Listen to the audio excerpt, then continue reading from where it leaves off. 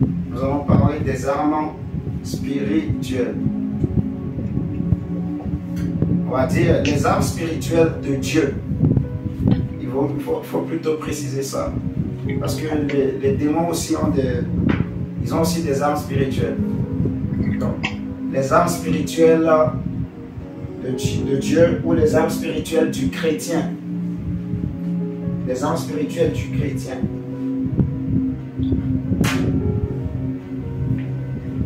Les armes spirituelles de Dieu ou du chrétien.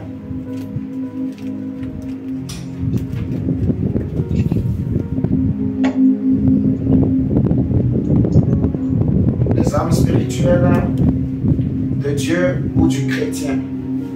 Amen. Amen. Ok. Nous allons prendre la Bible dans 2 Corinthiens chapitre 10, le verset 3 à 5. 2 Corinthiens chapitre 10, le verset 3 à 5. Les armes spirituelles de Dieu ou les armes spirituelles du chrétien.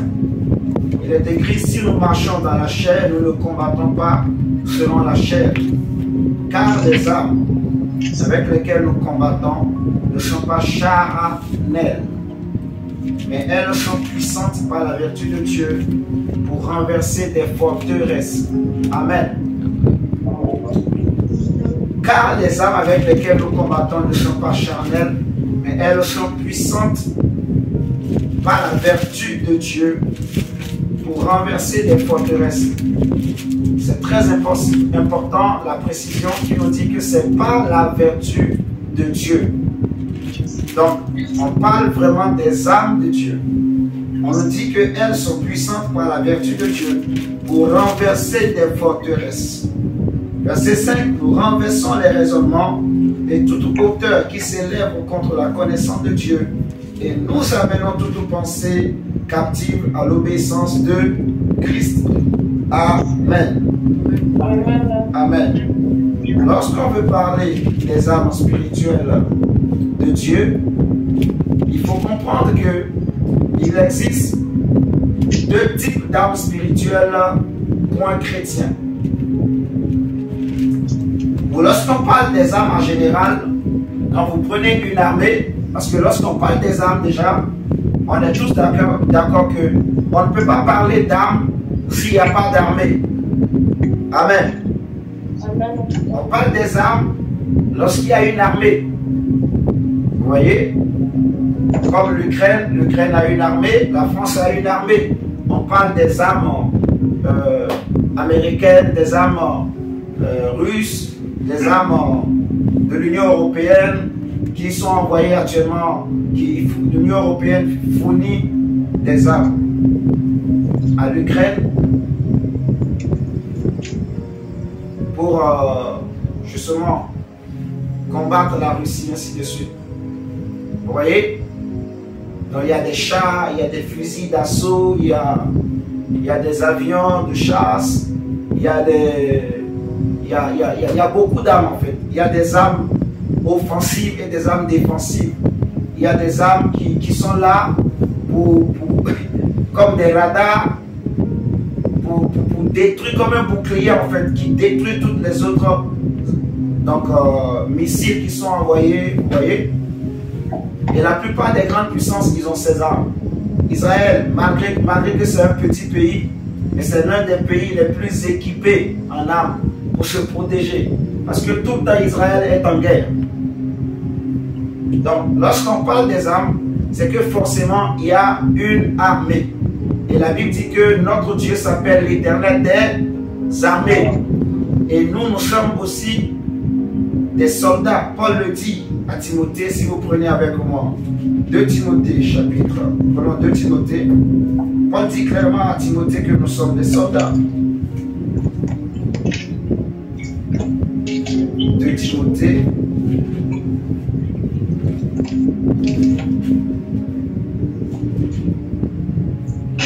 Timothée chapitre 2, verset 4. 2 Timothée chapitre 2 à partir du verset 3 même. La Bible nous dit ceci. Souffre avec moi comme un bon soldat de Jésus-Christ. Il n'est pas de soldat qui s'embarrasse des affaires de la vie s'il veut plaire à celui qui l'a enrôlé. Vous voyez? Donc, nous sommes des soldats que Dieu a enrôlés dans son armée. Amen. Et lorsqu'on parle des armes de Dieu, il faut comprendre qu'il y a deux types d'armes. Il y a ce que la Bible appelle les armes offensives et les armes défensives. Et pour le comprendre, toujours dans 2 Corinthiens, chapitre 6, l'apôtre Paul va nous parler de ça. Il va parler de ces deux types d'armes. 2 Timothée chapitre 6. Je lis à partir du verset 3 à 10, 2 Timothée chapitre 6. Je peux même lire simplement pour le moment le verset 7. 2 Timothée chapitre 6, le verset 7. Lisons d'abord juste le verset 7. Après, on va lire tout ce texte du verset 3 au verset 10. Mais, pour juste nous parler des armes offensives et défensives, la Bible nous en parle dans le chapitre 6, au verset 7 de 2 Timothée. Il est écrit par la parole de vérité, par la puissance de Dieu, par les armes offensives et défensives de la justice. Tout le monde est là avec moi? Est-ce que vous avez trouvé? Non. Il n'y a pas 2 Timothée 6, mon évangéliste. Non, 2 Corinthiens, j'ai dit. 2 Corinthiens. Excusez-moi alors si j'ai dit 2 Timothée. 2 Corinthiens 6. Non, je disais 2 Corinthiens 6. Excusez-moi. Je voulais dire 2 Corinthiens 6.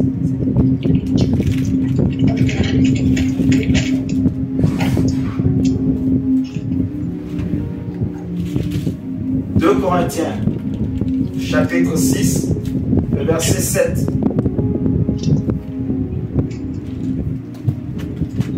Il est écrit. Vous avez trouvé? Oui. Ok. Donc, la Bible nous dit, par la parole de vérité, par la puissance de Dieu, par les armes offensives et défensives de la justice. Donc, lorsqu'on parle des armes de Dieu, il est important de les diviser en deux catégories. C'est très très important de les séparer en deux catégories. Dieu, en tant que chef de son armée lui-même, il met à notre disposition plusieurs armes. En tant que chrétien, en tant que soldat, et nous devons connaître ces armes.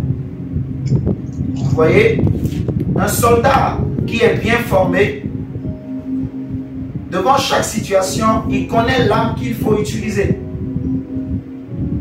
Je prends un exemple. On va prendre l'exemple de la guerre qui est devant nous, qui se passe sous nos yeux ici en Europe, la Russie et l'Ukraine. Si les Russes ils viennent attaquer l'Ukraine, l'Ukraine a deux stratégies.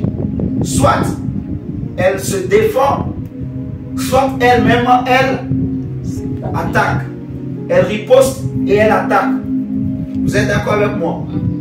Amen.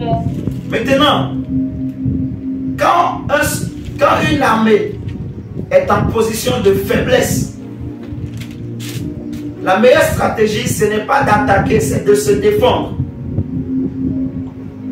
Par exemple, vous voyez actuellement les Russes, les terrains qu'ils ont réussi à récupérer aux Ukrainiens, ils ont mis en place plusieurs systèmes pour protéger, pour défendre ces terres. C'est ce qui a fait que la contre-offensive ukrainienne, ça fait 2 mois, on a l'impression que ça n'avance pas. Parce que les Russes, ils ont mis des mines partout, des anti-chars, ils ont tracé des tranchées, ils ont mis plein de trucs pour défendre maintenant leur position. Vous me comprenez? Les Russes, ils défendent quoi? Leur position. Donc, lorsqu'on parle des armes, il y a deux types d'armes. Et un soldat ou une armée qui est bien formée, c'est une armée qui sait l'arme qu'il faut utiliser au bon moment, au temps convenable, à la bonne saison, à la bonne époque. Vous voyez? Donc, si maintenant, c'est le temps d'attaquer et que le soldat, lui, reste là en train de se défendre, il ne va pas récupérer les terrains. Je donne un exemple. Imaginez que les Russes, ils sont fatigués. L'ennemi est fatigué. L'ennemi est à terre. L'ennemi n'a plus de force. Imaginons ça. Si l'autre partie ne comprend pas que c'est le bon moment d'attaquer pour récupérer des choses, elle va toujours rester aussi dans son coin. Elle ne bouge pas. Elle ne fait rien. C'est comme Israël devant les Philistins. Quand Goliath était sorti, Goliath a défié l'armée d'Israël. Il a dit, donnez-moi un homme qui puisse me battre. S'il me gagne, nous serons soumis à vous. Et si moi je le gagne, vous serez soumis à nous. Alléluia. Amen. Et pendant plusieurs mois, pendant plusieurs jours, les deux armées étaient face à face en train de se regarder. Pendant plusieurs jours, rien ne bougeait, rien ne se passait, rien ne se passait. Israël avait peur d'attaquer et les Philistins, ils étaient en position de force. Ils savaient qu'ils ont leur Goliath qui était là. Donc Israël avait peur. Mais bizarrement, les Philistins, ils n'osaient pas, en fait, ils n'attaquaient pas. Ils savaient qu'ils ont l'avantage à cause de Goliath. Vous voyez, ils savaient qu'ils vont gagner, en fait. Donc celui qui était en position de perte, celui qui était en train de perdre, c'était Israël. Qu'est-ce qui se passe encore avec ce truc-là?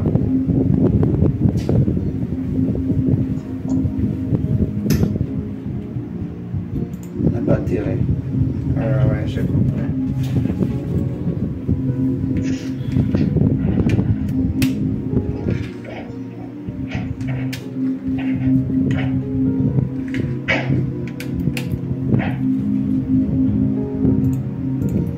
Ok, c'est tout.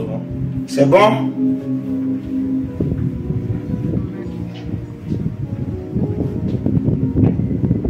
Vous m'entendez? Oui. Ok.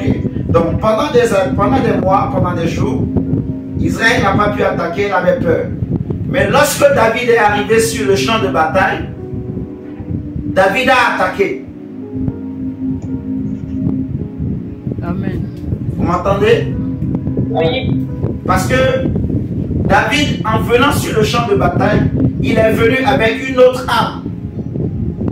David est venu avec une autre arme que les enfants d'Israël n'avaient pas jusque-là. David, en venant sur le champ de bataille, il n'était pas venu les mains vides. Physiquement, peut-être, on voyait que c'était un enfant. C'était un enfant qui était beau, ça s'arrêtait là, un berger. Mais ce n'était pas n'importe quel berger. C'était un berger qui avait déjà tué un ours, qui avait déjà l'habitude de tuer des lions et des ours. Vous voyez? Donc c'était un berger qui n'avait pas peur des grands défis. Il n'avait pas peur des animaux féroces. Il n'avait pas peur des hommes. Donc il n'avait pas peur de Goliath. C'était un berger qui avait confiance en Israël, au Dieu d'Israël. Vous voyez? David a été venu avec une arme. Et vous allez voir avec moi tout à l'heure que l'arme que David avait, c'était la foi. Et c'est une arme terrible, la foi. C'est une arme très puissante, la foi. David est venu avec la foi et il avait aussi la parole. David savait parler. Là où Israël avait peur, personne n'osait parler. Les paroles que Israël disait avant que David n'arrive, oh, ce Philistin va tuer les Israéliens. Les Israéliens, vous allez devenir esclaves des Philistins. Israéliens, vous allez devenir esclaves des Philistins. Préparez-vous. C'était seulement ce qu'il disait. Le roi lui-même avait peur. Il était en train de chercher qui peut aller battre ce Philistin. Je lui donnerai ma fille comme femme. Donc, Israël était en face d'une armée qui était puissante. Israël n'avait pas d'armes pour se défendre, pour aller attaquer plutôt, je dirais. Vous voyez? Mais quand David est arrivé, il est arrivé avec des armes que Israël n'avait pas. Alors lui, il a attaqué. Nous allons expliquer tout ça. Donc ce qu'il faut retenir jusque-là, c'est que lorsqu'on parle des armes de Dieu, les armes spirituelles, il faut les séparer en deux catégories.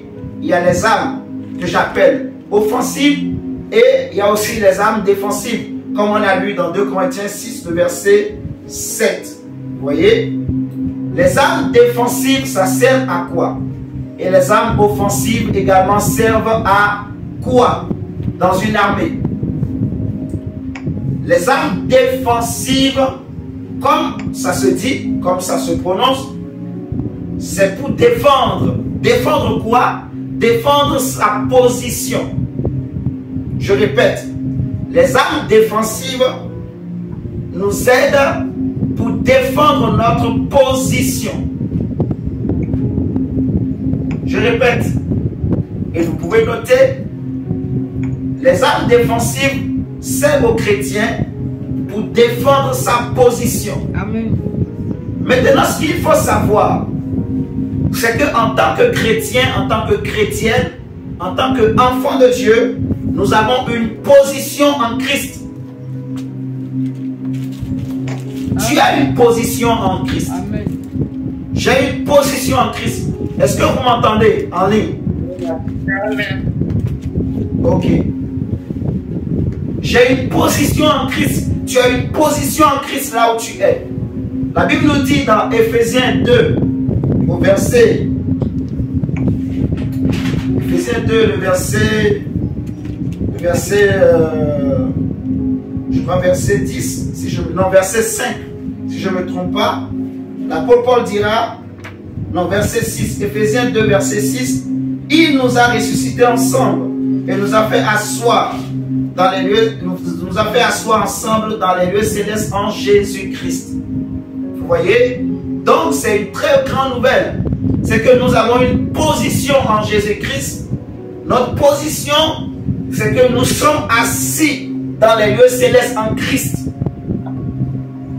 David dira que l'Éternel est celui qui exerce mes mains au combat et mes doigts à la bataille. Il me fait marcher sur les lieux élevés. Alléluia. Amen. En tant que chrétien, en tant que chrétienne, tu as une position en Christ. Tu es d'abord un enfant de Dieu. Tu es une fille de Dieu et un fils de Dieu.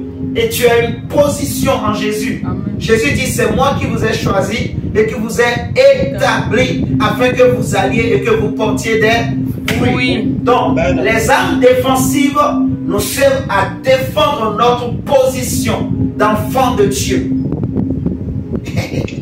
C'est-à-dire que là où tu es, quand Jésus te fait asseoir dans les lieux célestes, il faut savoir que dans le passé, il y avait eu quelqu'un qui était dans le ciel aussi, dans la présence de Dieu. Mais à cause de son orgueil, il a été précipité, il a été chassé. Je parle bien sûr de Satan, que la Bible appelle Astre brillant. Vous voyez, fils de l'aurore, tu as été trouvé intègre dans tes voies jusqu'au jour où l'iniquité a été trouvée chez toi. Vous voyez, la Bible dit, je te précipite de la montagne de Dieu. Donc, le diable aussi avait une position en Dieu. Vous m'entendez ce soir? Amen. Tous les anges aussi ont une position. Comme l'ange Gabriel, quand il était venu, c'est comme ça que quand il était venu voir Zacharie, quand il a dit à Zacharie, il a annoncé la bonne nouvelle à Zacharie. Zacharie a douté. Zacharie va dire que, comment cela va se faire? L'ange va lui dire que je suis Gabriel. Dans Luc chapitre 1, vous allez le voir, il dit, je suis Gabriel, je me tiens, vous voyez, dans la présence de Dieu. Donc j'ai une position en Dieu. Amen. Alléluia. Amen. Les anges ont une position en Dieu. Et dans le monde spirituel, Ce qui est important, ce n'est pas les postes, mais c'est les positions. Les hommes courent derrière les postes. Les hommes courent derrière les postes. Beaucoup cherchent à devenir apôtres. Beaucoup cherchent à devenir pasteurs. Beaucoup cherchent à devenir docteurs. Beaucoup cherchent à devenir ministres. Beaucoup cherchent à devenir premier ministre. Beaucoup cherchent à devenir, je ne sais pas, avocat. Vous voyez, les hommes courent derrière les postes. Mais dans le monde spirituel, ce n'est pas le poste qui est important. Parce que le poste change. Vous voyez, aujourd'hui, c'est elle qui est premier ministre. Mais demain, on va changer. Et une autre personne deviendra premier ministre à sa place. Vous voyez, vous êtes en train de comprendre ce que je dis. Donc, le poste n'est pas inamovible. Le poste n'est pas immuable. Le poste n'est pas inchangeable. Vous voyez? Donc, dans le monde spirituel, ce qu'on recherche, ce n'est pas le poste, c'est la position. Ce qui est important, mon frère, ma soeur, qu'il faut chercher à avoir, c'est une position en Jésus, une position en Dieu. Vous voyez? Si tu cours derrière le poste, lorsque le poste va changer, tu vas perdre tout. Mais quand tu as une position, ceux qui ont des positions en Dieu, ils sont inamovibles. Ils sont inchangeables. Ils sont indestructibles. Vous voyez? Parce que notre Dieu ne change pas. Il est le même hier, aujourd'hui et éternellement. La Bible déclare qu'il est le même. La Bible dit qu'en lui, il n'y a ni changement, ni ombre de variation. Il est le Père de lumière en qui il n'y a ni changement, ni ombre de variation. Donc ceux qui ont des positions en Dieu, Dieu veille pour que leur position demeure. Amen. Vous me comprenez? Et Dieu nous donne les armes défensives pour défendre notre position. Tu dois apprendre à défendre ta position, en fait. À défendre ce que tu as reçu de Dieu.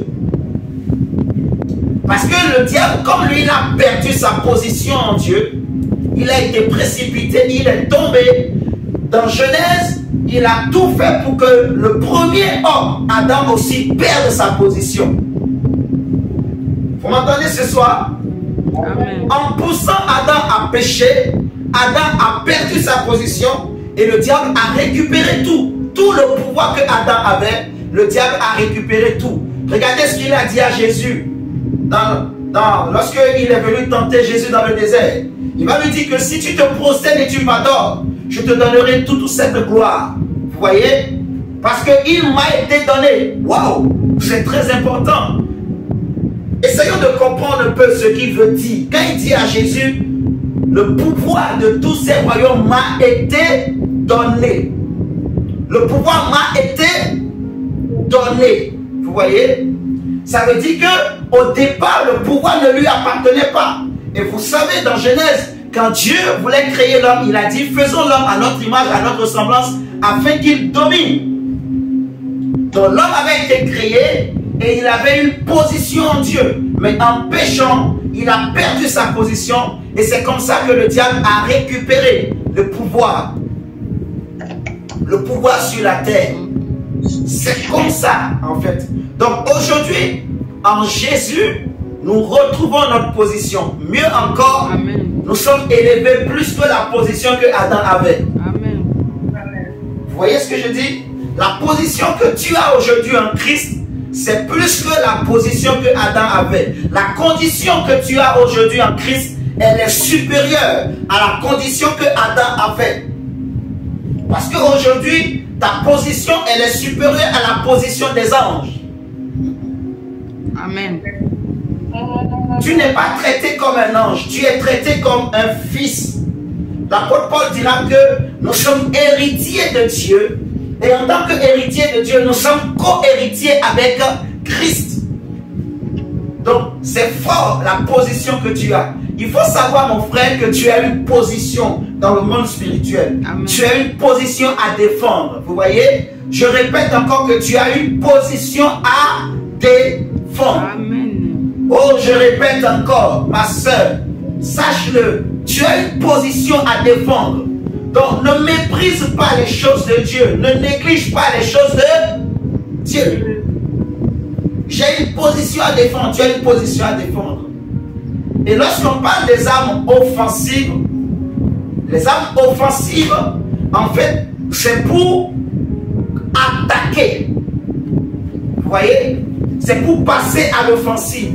Les armes offensives, c'est pour passer à l'attaque. Et nous allons expliquer, donner des exemples, et par la grâce de Dieu, nous comprendrons mieux la parole de Dieu. Déjà, si vous regardez avec moi, par exemple, dans Éphésiens chapitre 6, l'apôtre Paul, il nous cite quelques armes que nous connaissons. Nous allons faire un travail un peu doctrinal, docteur, je veux dire, ce soir.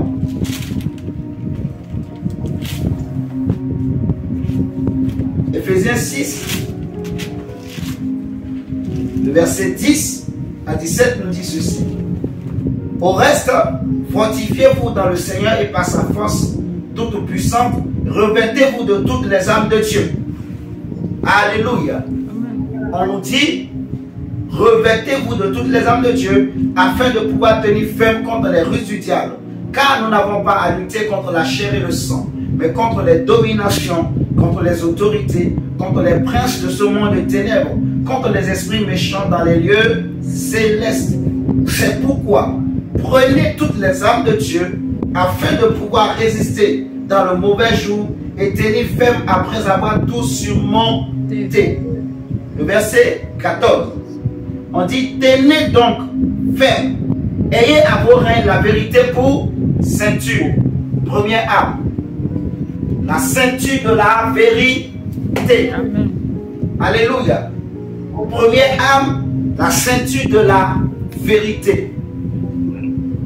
Ici, la description que Paul est en train de faire, il est en train de citer les armes que portaient les soldats romains à son époque. Vous voyez? Le soldat romain était habillé d'une façon particulière. Vous m'entendez ce soir? Amen. Paul n'a pas connu l'armée française. Paul n'a pas connu l'armée des États-Unis ou des Russes ou des Ukrainiens ou des Malgaches ou des Béninois, des Congolais, tout ça. Non. Il n'a pas connu, vous voyez, la manière dont les soldats de notre époque aujourd'hui s'habillent. Paul n'a pas connu ça. Donc il n'a pas parlé de leur façon de s'habiller. Il s'est appuyé sur la manière dont les soldats romains s'habillaient. Donc spirituellement, mon frère, ma soeur, sache-le que dans le monde spirituel, en fait, ces armes existent. Que c'est comme ça que les soldats sont habillés. Les enfants de Dieu sont habillés. Amen. Alléluia. Amen.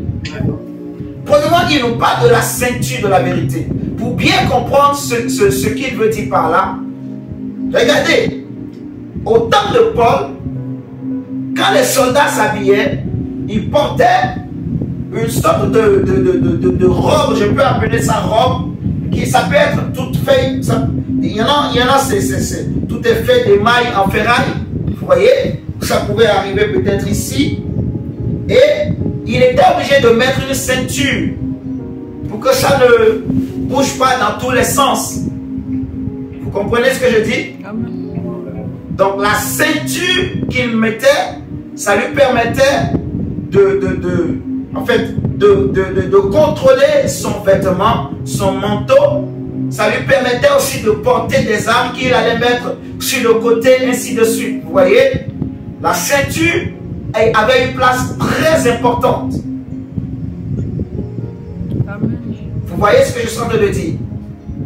La ceinture a une place très importante. Amen. C'est la ceinture qui permettait de maintenir le vêtement en place. Vous voyez, que le vêtement ne se soulève pas, que le vêtement ne le dérange pas. Donc la ceinture donnait une forme au vêtement qu'il portait. Donc il était à l'aise grâce à la ceinture. La ceinture le protégeait en quelque sorte. Vous voyez? Donc la ceinture de vérité, elle est très importante. Pourquoi? Parce que elle soutient en fait le manteau du soldat.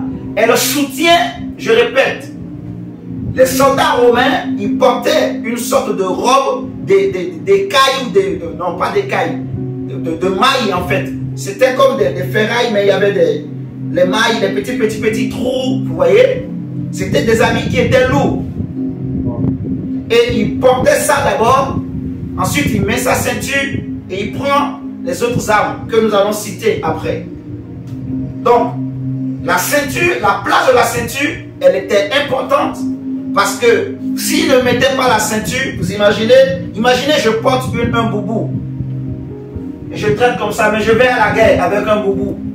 Le boubou va m'empêcher de bien manier mon âme. Vous êtes d'accord avec moi? Mon ennemi, il peut utiliser le boubou pour m'avoir. Il attrape le boubou seulement, il tire. Donc les Romains, ils avaient eu cette intelligence-là d'attacher une ceinture. Vous voyez? Ils attachent une ceinture sur la robe. C'est une sorte de robe en fait, ça pourrait arriver comme ça ici. Donc il attache la ceinture. Ça fait que son vêtement ne bouge pas dans tous les sens. Ça tient bien, c'est bien solide. Ça tient sur son corps et ça le protège. Il est en sécurité avec ça. Donc la ceinture permettait de protéger l'habillement du soldat, les manteaux du soldat. Pour nous chrétiens aujourd'hui, la ceinture de vérité, ça veut dire simplement que la vérité, elle est importante pour porter le manteau que Dieu t'a donné, porter l'onction que Dieu t'a donné. Vous voyez, la vérité, elle produit dans ta vie une sainteté. La vérité produit la sainteté. La vérité produit la justice. Et j'ai besoin de demeurer dans cette sainteté-là. Les âmes que Paul a citées ici, vous allez voir, je vais expliquer tout à l'heure, il y a des âmes qui sont défensives, il y en a qui sont aussi offensives. Nous allons bien expliquer. Et je vais donner encore d'autres armes, vous allez bien comprendre avec moi. Donc, la première arme que nous voyons, c'est la vérité, la ceinture de vérité. La vérité soutient les manteaux. Je répète, la vérité soutient l'onction. Parce que le manteau, c'est l'image de l'onction. C'est l'image de l'esprit, de la puissance du Saint-Esprit, en fait. Et la vérité soutient les manteaux, soutient le vêtement que tu portes, le vêtement de justice que je porte. La vérité soutient. La Bible nous dit dans Éphésiens 4, le verset 23,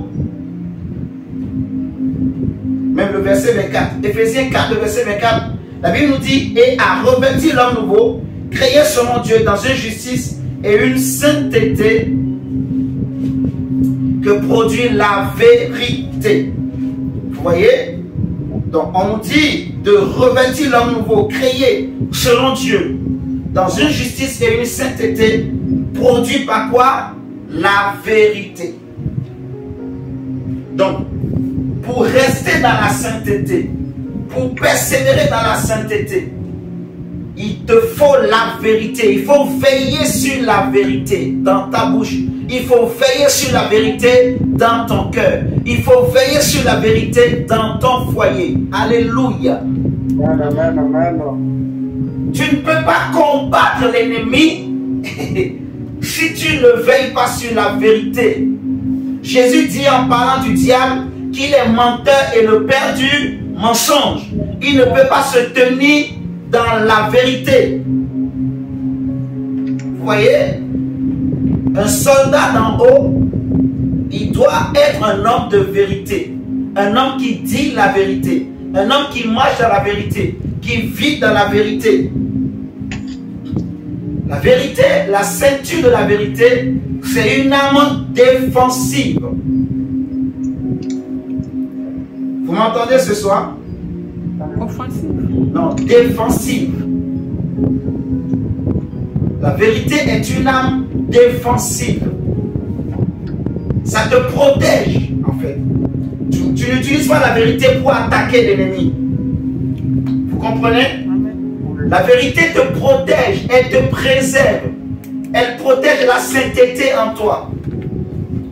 Elle fait en sorte que tu ne perdras pas ta sainteté. Vous voyez? La vérité fera en sorte que tu ne perdras pas ta justice. La vérité fera en sorte que, en fait, tu n'exposeras pas ta nudité. Parce que comme j'ai expliqué, s'il n'y avait pas la ceinture, le soldat, en fait, le vêtement pouvait se soulever et il va se retrouver nu. Vous êtes d'accord avec moi? Donc la vérité, ça protège le manteau, le vêtement, l'onction que tu as reçu. Ça protège ta nudité, la vérité en fait. Ça protège la nudité du chrétien. La vérité fait en sorte que le chrétien, il garde sa sainteté, il ne perd pas sa sainteté. Il ne perd pas la justice qu'il a reçue de Dieu. Donc un chrétien doit cultiver la vérité dans sa bouche. Mon frère Dacia, mon frère Prince, mes chers amis, en tant qu'enfants de Dieu, nous devons cultiver la vérité dans nos bouches. Alléluia. La vérité dans nos maisons. Le mari doit dire la vérité à sa femme. La femme doit dire la vérité à son mari. Vous voyez? Les enfants doivent dire la vérité aux parents. Dans une maison où le mari cache des choses à la femme, ou que la femme cache des choses à son mari, vous êtes en train d'exposer votre foyer. Alléluia. Vous n'êtes pas en train de protéger le foyer, non. Il faut pas exposer le foyer à la nudité. Il ne faut pas que le diable, en regardant votre foyer, qu'il voie que le foyer est nu. Comment garder la sainteté? Comment garder la justice? C'est en disant la vérité. Nous sommes dans une époque aujourd'hui, on apprend aux gens à dire, à appeler rouge noir, à appeler noir rouge. Non, quand c'est noir, il faut dire que c'est noir. Et quand c'est rouge, il faut dire que c'est rouge. Ne dis pas que non, c'est à peu près... Il y en a même, pour ne pas avoir de problème, il te dira, je ne sais pas, je ne connais pas la couleur. Non, c'est rouge, noir c'est noir. Il faut dire la vérité. La vérité blesse, la vérité choque, mais la vérité sauve, la vérité guérit, la vérité délivre. La vérité protège, mon ami. Jésus dit, vous connaîtrez la vérité et la vérité vous sauvera. La vérité est une arme défensive pour une chrétienne, pour un chrétien. Vous voyez, la vérité couvre la nudité. Alléluia. Regardez, on nous dit, ayez à vos reins la vérité pour ceinture. Revêtez la cuirasse de la justice. La cuirasse de la justice. Donc le soldat, il met sa robe, ensuite il met sa cuirasse. Vous voyez? Il met sa robe, il met sa cuirasse, qui est la justice. La Bible dit, mettez pour chaussures à vos pieds le zèle que donne l'évangile de paix. Prenez par-dessus tout cela le bouclier de la foi, avec lequel vous pourrez éteindre tous les traits enflammés du malin.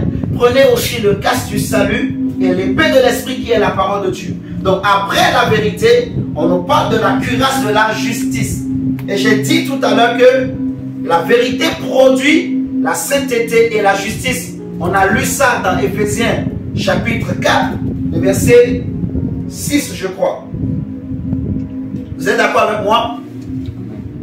On a lu que la vérité produit la sainteté et la justice. Donc le soldat, quand il porte sa robe, il met sa cuirasse, qui est l'image de la justice. La justice, en fait, la cuirasse protège quoi? La poitrine. Vous voyez? La cuirasse protège le torse, protège donc la poitrine du soldat.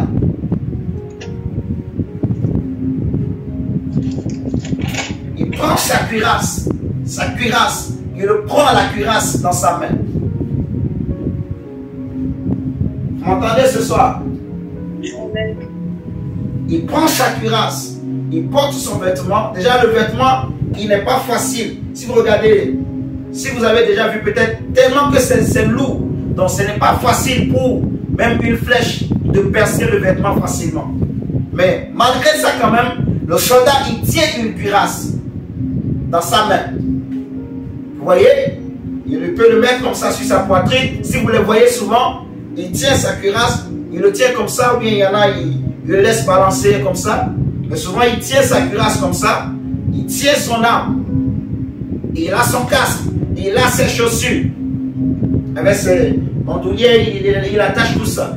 Donc la cuirasse de la justice, ça lui permet de protéger sa poitrine. Vous voyez? Et lorsqu'on parle de la poitrine, derrière la poitrine, on parle du cœur. Vous m'entendez ce soir? Donc la cuirasse est aussi une arme défensive. Donc la vérité, elle te protège. Elle protège ta nudité, mais elle protège aussi ta cuirasse. En fait, c'est elle qui produit la justice. Vous voyez? Et cette justice-là, elle va garder ton cœur. Jésus dit, garde ton... La Bible nous dit que garde ton cœur plus que toute autre chose, car de lui viennent les sources de la vie. Vous m'entendez ce soir? Donc, il y en a beaucoup, en fait, il ne protège pas son cœur. Vous voyez? Il prend son cœur, il va écouter. Je vais donner un exemple. Regardez. Une femme, par exemple. Tu sais que tu n'es pas marié. Tu sais que le monsieur ne va pas t'épouser. Ou tu sais qu'il ne veut pas t'épouser. Mais tu acceptes. Vous couchez ensemble. Vous faites des choses ensemble. Si demain le monsieur il te lâche, il a eu ce qu'il voulait. Ah, tu vas dire, ah, j'avais confiance en lui. Ah, il m'a déçu. Ah, il m'a fait très mal. Ah, ah là là, franchement, il a blessé ton cœur une fois. Il est parti. Un autre vient avec de belles paroles. Tu as les yeux comme les gazelles. Tes cheveux sont comme les plumes des aigles. Et toi aussi, tu ouvres ton cœur facilement. Dès que quelqu'un vient, il commence par te réciter, je ne sais pas, tous les versets de la Bible. Tu ouvres facilement ton cœur. Vous m'entendez ce soir? Donc, il y a des personnes qui ils ouvrent facilement. Ils aiment facilement les gens. Ils aiment facilement. En fait, ils font facilement confiance. Il y a des femmes comme ça. Il suffit que tu amènes une petite rose. Aujourd'hui sur Internet, il y a des jeunes qui s'amusent. Ils achètent des roses, ils donnent à des soeurs, des filles qui marchent dans la rue. Ah, waouh, elle va dire, waouh, merci. Ils t'invitent au restaurant, vous allez au restaurant. Ils t'invitent, ce soir je vais t'amener, on va sortir avec des amis. Toi aussi tu y vas, mais tu es chrétienne, tu dis que tu pries. Vous voyez? Quand demain ça va tourner mal, à qui la faute? C'est toi-même, tu n'as pas gardé ton cœur. Vous voyez? Le cœur, la Bible dit, c'est la source de la vie. On ne donne pas son cœur à n'importe qui. Vous m'entendez? On n'ouvre pas son cœur facilement. Si un homme te cherche, laisse-le ramper bien d'abord. Amen. Ou si une femme te cherche, monsieur, regarde-la bien, étudie-la bien, pour bien voir quel type de femme ou quel type d'homme c'est. Vous voyez ce que je dis? Amen. Aujourd'hui, nous sommes à une époque, il y a même des sites de rencontres à gauche, à droite. Tu ne connais pas la personne. Vous voyez seulement sur Internet, Facebook, je ne sais pas, TikTok avec ces choses-là, réseaux sociaux, Instagram. Oh, vous écrivez je t'aime, lui aussi il te dit je t'aime, toi aussi il dit je t'aime. Bisous, bisous, bisous, bisous, bisous, bisous. Bisous à distance. À force de faire des bisous à distance, ton cœur est parti.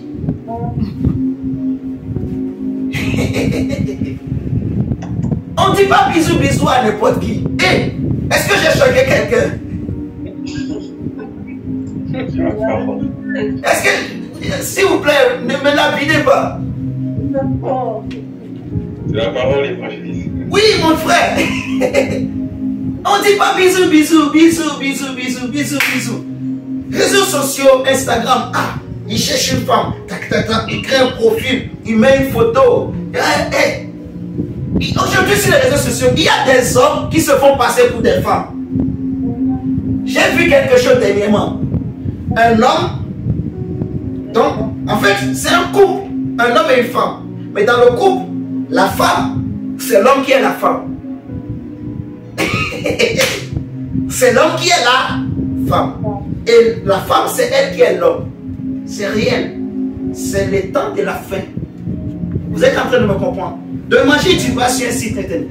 Il y a des histoires. Un monsieur qui il cherche une femme. Il trouve sur site internet. Ah, jolie femme. Il épouse la femme. Il amène la femme chez lui. Ils ont fait des années. Ils ont commencé par vivre. Mais ce qu'il ne savait pas, en fait, au départ, ce n'était pas une vraie femme. C'était un homme qui a fait des opérations. Donc, il fallait que tout le temps, elle prenne des médicaments pour que, donc, on lui a donné, ajouter des choses, quoi. Vous comprenez ce que je veux dire? On a tout changé. Donc, quand tu vois, tu ne sauras pas que c'était un homme. Maintenant, un jour, le monsieur, tout le temps, il dit à la femme, je veux connaître tes parents, je veux connaître tes parents. Oh non, non, non, non, non. Jusqu'à ce que, par hasard, il a rencontré un membre de famille ou je ne sais pas qui. En tout cas, il a rencontré une connaissance de la femme. Maintenant, lui commence à parler de la femme. Mais la connaissance lui dit, mais non, ce n'est pas une femme, c'est un homme. Oh. Lui donne un nom de femme. La connaissance lui donne un nom d'homme. Je prends un exemple. Lui dit Joséphine. On dit, mais non, c'est Pierre. Tu parles de mon cousin Pierre là ou de mon neveu Pierre. L'autre il dit non, mais c'est Joséphine. Non. Ta cousine dit non, non, non. Mais c'est Pierre. Ce n'est pas Josaphat ou bien non. C'est Pierre. Les réseaux sociaux. Sur les réseaux sociaux, il y a des sorciers, il y a des satanistes. Il y a des gens qui sont envoyés spécialement pour briser les cœurs. Jésus dit, je suis venu pour guérir ceux qui ont les cœurs brisés. Amen. Donc, il y a des gens qui sont envoyés spécialement pour briser les cœurs des femmes, briser les cœurs des hommes. Il y a des femmes, vous allez voir, tellement que son cœur est brisé, elle va se suicider. Les hommes, le cœur brisé, ils se suicident. Donc, le cœur, on ne donne pas son cœur à n'importe qui. Non, il faut veiller sur ton cœur. Veille sur les portes de ton cœur. Je t'aime là, il faut contrôler. Les bisous, bisous, bisous, bisous. Ah, ma soeur. Ah, ma chérie, tout le monde. Et moi, je regarde des fois là. Ma chérie, ah, ma belle. Ah, ma chérie. Mon sang. Hé, mon frère Ridel. Ma chérie, ma belle. Oh, tu es mignonne. Oh, tu es. Tu vois quelqu'un simplement. Ah, dis-moi, ma poupée. J'ai entendu des choses. Ma poule. Qui est ta poule? Dis-moi.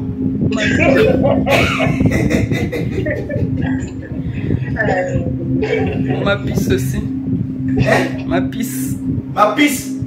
Et, chers amis, il faut veiller sur le cœur. Le cœur, c'est la source de la vie. Vous voyez? Donc, veille sur ton cœur pour ne pas perdre la justice que Dieu t'a donnée. Celui qui arrive à toucher ton cœur, il va te faire perdre la justice que tu as reçue. Il va ébranler ta justice. Il va te faire oublier la justice. Quand le cœur de quelqu'un est blessé, il est prêt à faire des choses incroyables. Vous m'entendez? En enfer aujourd'hui, il y a des chrétiens qui pleurent et ils regrettent. Pourquoi? Parce que la femme, un homme a brisé son cœur, elle s'est suicidée. Elle ne savait pas qu'elle allait partir en enfer. Ou elle savait, mais sous l'effet de l'émotion, vous voyez, elle s'est suicidée, elle a perdu sa justice. Pendant des années, elle a craint Dieu. Pendant des années, elle a marché dans la vérité. Mon ami, mais le mari l'a déçue tellement qu'elle avait mal. Elle prend des médicaments. moi. Si tu ne partis pas, je ne peux pas me suicider. Amen. Vous m'entendez ce soir? Garde ton cœur, ma soeur. Le pire, c'est vrai qu'aujourd'hui, les hommes aussi, il y a beaucoup d'hommes qui commencent à devenir comme des femmes. Mais je parle sur toi, mes soeurs. Garde ton cœur. Vous voyez, c'est vrai qu'on sait que tu es un être créé trop sensible. Mais garde ton cœur et je t'en prie. Alléluia. Oui, gardons nos cœurs. Ma copine. Moi, je sais plus quel mot on va utiliser. Mais la justice, il faut veiller sur son cœur. Vous voyez? C'est aussi une arme défensive. Ça te protège en fait. Vous voyez? Parce que tu ne vas pas utiliser ça pour aller attaquer. Tout ça, c'est toujours pour protéger ta position. Vous voyez? La vérité, la ceinture de vérité, la cuirasse de justice. Ensuite, on parle des chaussures que dans le zèle de l'évangile. Donc, les chaussures que dans le zèle de l'évangile, ça nous parle de l'évangélisation. Ça nous parle du service de Dieu. Donc, quelqu'un ne peut pas dire que je suis chrétien ou chrétienne, mais tu ne veux pas servir Dieu. C'est toi qui es en train de perdre. Tu es en train d'ouvrir une porte au diable. Tu es en train de donner une occasion au diable pour t'attaquer. Le diable voit qu'il y a une faille. Vous voyez? Comme aujourd'hui, les Ukrainiens, ils sont en train de chercher. Parmi tous les moyens de défense que les Russes ont mis en place, ils cherchent la petite faille où ils vont rentrer et c'est fini. Vous m'entendez? Chaque armée, même les Russes aussi cherchent la petite faille. Ils sont en train de chercher. Donc, si tu es enfant de Dieu, Dieu t'a sauvé, Dieu t'a lavé, tu es baptisé, tu es devenu un chrétien ou une chrétienne. Il ne faut pas rester assis sans rien faire en Jésus. Cherche à servir Dieu. Vous m'entendez? C'est ça le zèle de l'évangile en fait. Cherche à faire quelque chose dans le royaume de Dieu. L'église où tu es, nous sommes dans la même assemblée. Donc, il faut chercher à servir Dieu. Tu m'entends, Darcia?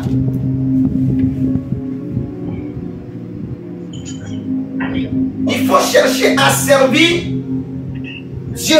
Mes frères et sœurs, il faut servir Dieu. C'est ça le zèle de l'évangile. Donc, le zèle de l'évangile, c'est aussi une âme défensive. Vous comprenez jusque-là? David dit, vous me servirez. Amen. Et moi, l'Éternel, j'éloignerai. Vous connaissez ce verset? Amen. Amen. C'est écrit dans la Bible. Donc c'est important. Exode 25, 23. Il faut servir Dieu. En servant Dieu, ça te protège. Plus tu sers Dieu, le diable, en fait, tu n'auras pas le temps même pour t'occuper des affaires du monde. Tu n'auras pas le temps pour retourner aux choses que tu as vomi, aux choses du passé. Tu n'auras pas le temps de penser à la copine que tu as laissée. Tu n'auras pas le temps de penser aux copains que tu as laissés. Tu n'auras pas le temps de penser à la cigarette. Tu n'auras pas le temps de penser aux boîtes de nuit. Tu n'auras pas le temps de penser à la drogue. Vous voyez? Il faut servir Dieu. Il faut se rapprocher même de moi. Pour demander, mais qu'est-ce que je peux faire?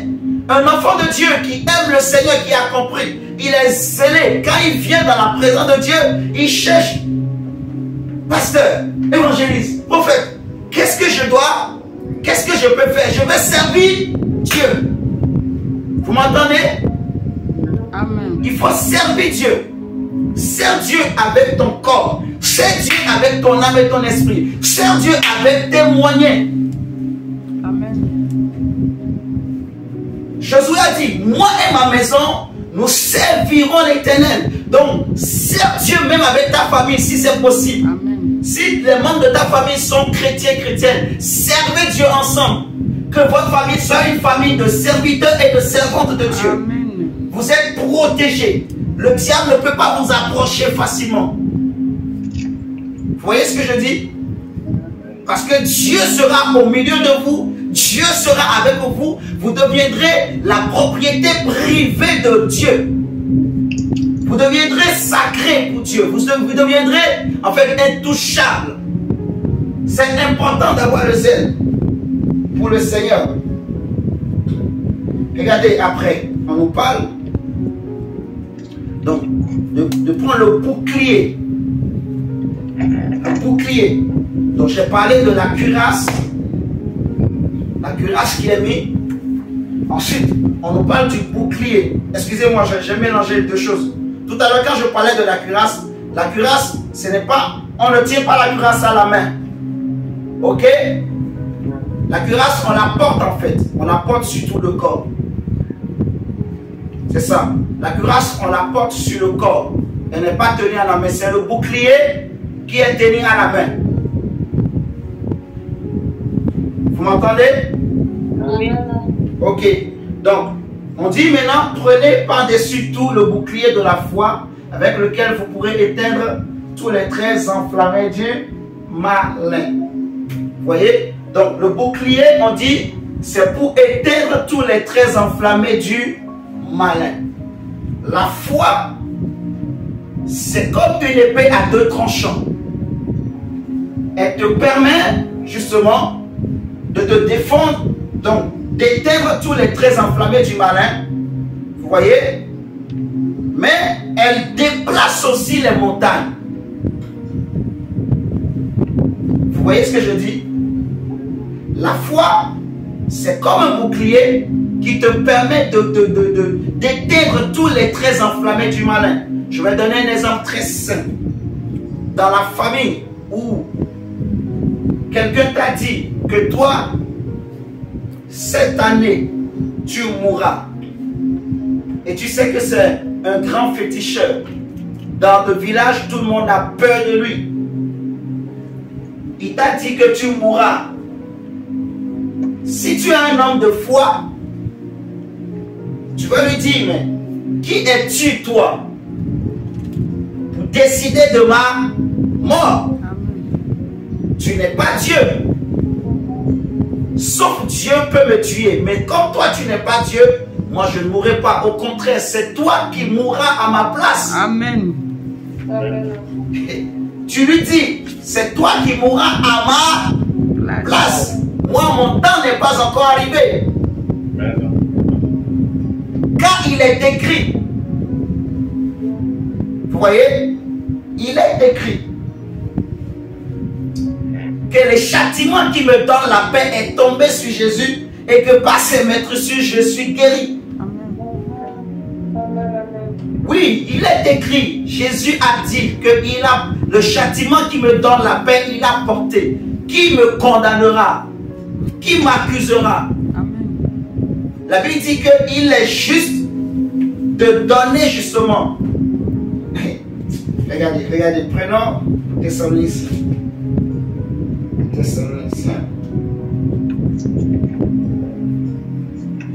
Je crois qu'on va continuer jeudi.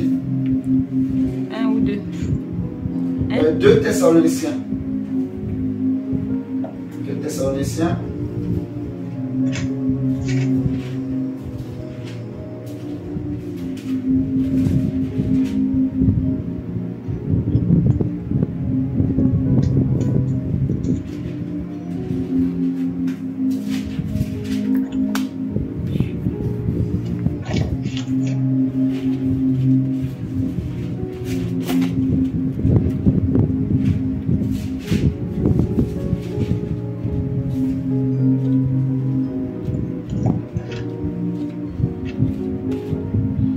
Thessaloniciens chapitre 1, le verset 6.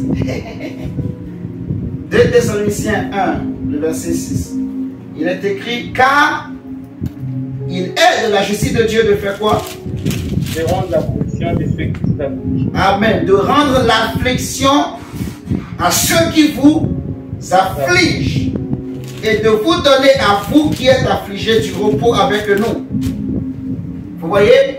Donc ceux qui veulent t'affliger, tu leur dis ce verset, il est écrit, il est de la justice de Dieu. Si quelqu'un te dit, toi tu mourras, tu vas dire, donc toi tu es sorcier. La Bible dit, tu ne laisseras point vivre la sorcière. Donc c'est toi qui vas mourir à ma place. Cette année même là, tu vas mourir. Tu lui dis ça. Tu les menaces comme il faut là. Mes amis, il y a des gens, hein, ils ne sont pas chrétiens. Mais tellement qu'ils sont courageux. Les sorciers avaient prévu de les manger. Mais tellement qu'il a tellement menacé le sorcier a eu peur. Vous savez ça? Amen. Des courageux. Le monsieur, il s'élève, le sorcier dit, je vais te tirer. Il commence, si tu oses, je vais te couper. Si jamais je me lève le matin et je vois que mon mouton a disparu, je vois que mon fils a quelque chose, je vois que ma vie a... Je vais venir chez toi, je vais te couper, tu vas me voir. Il prend la machette, il le menace, il trappe. Je vais te couper, tu vas voir. Il menace toute la journée ici, il est devant sa porte, touche à moi, touche. À un seul cheveu, tu vas voir. Le sorcier a pris peur. Donc, si eux, elle ou il, qui n'étaient pas chrétiens, qui n'avaient pas le Saint-Esprit, qui n'avaient pas la parole, a pu faire peur à un sorcier. Toi qui as la parole de vie, toi qui as les promesses de Dieu, la Bible dit la foi est un bouclier. La Bible dit, même s'ils buvaient un breuvage mortel, cela ne leur ferait aucun mal. Même si les sorciers t'attaquent la nuit, même si, je ne sais pas moi, on t'a empoisonné et on a fait des choses contre toi, tu peux vivre. Amen. Amen. Vous me comprenez? Amen. Ça ne te fera aucun mal par la foi que tu as. Si tu connais les promesses de Dieu, tu connais la parole de Dieu, tu pries avec ces paroles, tu déclares au nom de Jésus, Dieu va te donner la victoire. Amen. Donc la foi, c'est une âme défensive, c'est aussi une âme offensive, parce qu'elle déplace des montagnes. Vous voyez? Amen. La foi déplace des montagnes. Pas ta parole, en fait. La foi déplace des montagnes. Amen. La foi déplace. Tu te lèves le matin, tu dis, moi, ma situation ne restera pas comme ça. Amen. Tu le répètes tous les matins. Tu le répètes tous les... Amen. Ça ne restera pas comme ça. Ça ne restera pas comme ça. Oh, je le crois. Amen. Je vois le changement. Je suis en train de voir l'accomplissement des promesses de Dieu. Moi, ma vie ne restera pas comme ça. Je ne me vois pas comme ça. Non, non. Tu passes à côté des gens, ils te regardent. Tu leur dis, regardez-moi bien. Parce que la prochaine fois, tu ne me verras plus pareil.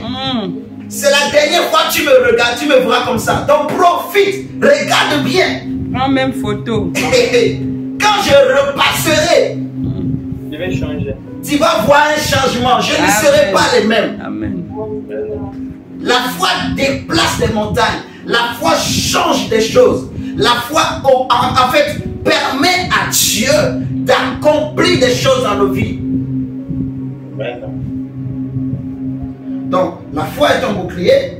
On nous parle aussi de l'épée de l'esprit.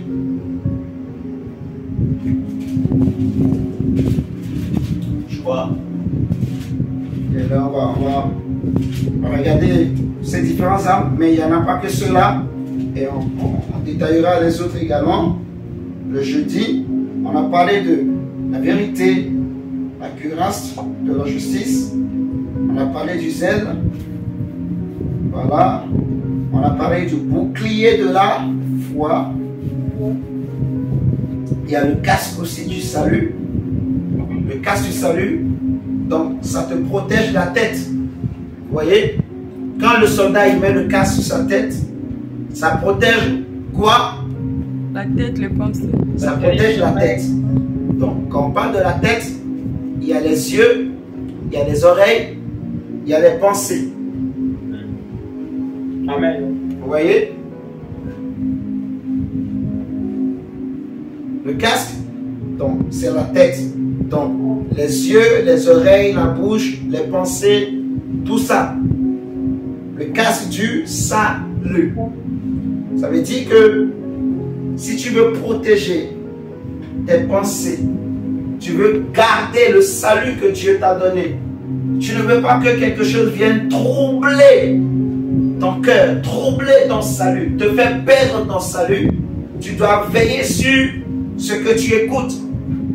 Tu dois veiller sur ce que tu dis, la manière dont tu parles.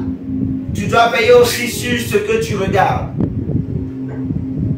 Vous voyez ce que je dis? Vous comprenez? Donc, un enfant de Dieu, il ne donne pas ses oreilles à n'importe quoi. Il n'écoute pas n'importe quoi. Non. J'écoute ce qui fait grandir ma foi. Point.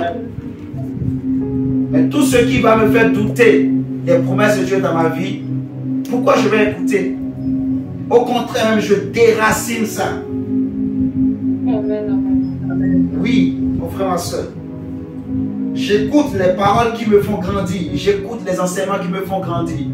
Je ne tends pas mes oreilles à tout prédicateur. Je ne passe pas mon temps à regarder tout ce qui se passe sur Internet. Non. Il y a beaucoup de choses, c'est des séductions. C'est juste pour envoûter les gens, en fait. Tu regardes, ah ben, c'est fini. Ça commence à te faire douter de ton salut. Bon, on va s'arrêter là pour aujourd'hui. Le jeudi, on parlera. Je crois qu'on va reprendre rapidement tout ça et puis on parlera du bouclier de la foi, du casque du salut. On parlera de l'épée de l'esprit. L'épée de l'esprit, ça se manifeste. On dit l'épée de l'esprit qui est la parole de Dieu. La parole se manifeste sur trois aspects. Elle se manifeste en tant qu'épée, en tant que feu, en tant que marteau. On parlera de tout ça. On parlera des autres armes également. Et nous allons donner des exemples où on voit les apôtres manifester les armes défensives. Et aussi on prendra aussi un cas où on voit des hommes de Dieu manifester les armes offensives. Comme j'ai commencé en parlant de David, on parlera justement, par exemple, d'un combat de David, où déjà on a parlé de son combat avec Goliath, mais on parlera d'une autre histoire. Et je crois que le Seigneur va nous faire beaucoup de bien. Vous allez comprendre l'importance des armes offensives. Sachez que les armes offensives, ce n'est pas pour rester là et regarder, non. Il faut aller. Oui, il faut attaquer. Un chrétien, on n'est pas seulement appelé à rester là. Ça veut dire que tu as peur. Comment Saül et tout son armée, quoi. Non, on n'est pas des peureux. On n'a pas reçu un esprit de peur, mais de timidité, mais un esprit de courage. Alléluia. Amen. Il y a des moments où Dieu veut qu'on aille. On va parler de tout ça jeudi. Donc, prions le Seigneur, disons à Dieu, Seigneur, change nos cœurs, remplis de ton esprit, de ton feu, de ta sainteté, et que nous soyons revêtus des armes de Dieu au nom de Jésus. Prie le Seigneur, dis Seigneur, garde mon cœur, change mon cœur, garde mon cœur pur, garde mes pensées, garde mon âme, garde mon esprit, garde ma famille. Dis Seigneur, que ta vérité soit dans ma maison. Dis Seigneur, je veux te servir. Je veux te servir. Dis Seigneur, renouvelle en moi le zèle de l'évangile. Au nom de Jésus. Élevons la voix et prions le Seigneur. Seigneur, merci pour ta grâce ce soir. Nous te prions, Père, de nous remplir de ton esprit. Nous te prions, Seigneur, de nous donner les ailes de l'évangile. Nous te prions, Seigneur, de changer nos cœurs, de garder nos cœurs purs, de nous remplir de ta sainteté et que nous soyons revêtus de toutes les armes spirituelles. Remplis-nous, Seigneur, de ton esprit. Remplis-nous, Seigneur, de ta puissance. Remplis-nous, Seigneur, de ton feu. Remplis-nous, Seigneur, de ta grâce. Remplis-nous, Seigneur, de ta lumière. Remplis-nous, Seigneur, de ta justice, Père. Au nom puissant et glorieux de Jésus-Christ de Nazareth, nous t'avons ainsi prié. Amen. Amen. Amen, amen. Ok. Donc, on va s'arrêter là pour ce soir. on va continuer le jeudi. Donc, entre-temps, demain, on a le programme de prière comme d'habitude. Si quelqu'un a des questions, préparez-les pour le jeudi. Je vous souhaite à tous et à toutes une bonne soirée. N'oubliez pas de boire beaucoup d'eau. Et reposez-vous bien, prenez soin de vous, protégez-vous. On se dit à demain. Ciao, ciao, bonne soirée. Bon appétit à tous. Merci.